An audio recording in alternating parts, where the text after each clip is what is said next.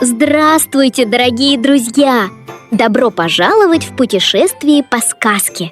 Лесные В сказки. зеленом лесу, где свет и простор, жили зверята в радости с давних пор. Мишка, лисичка, зайчонок и еж, дружба их крепко, как надежный сторож. Вместе гуляли с утра по тропе, смех раздавался в лесной тишине.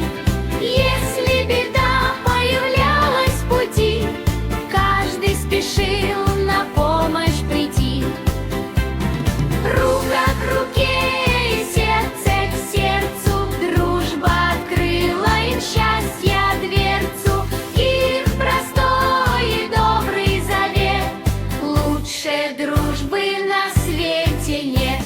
Рука к руке и сердце к сердцу, дружба открыла им счастья дверцу. Их простой и добрый завет, лучше дружбы на свете нет. Ваша поддержка важна для нашего канала. Оставайтесь с таджикскими сказками. Заранее спасибо!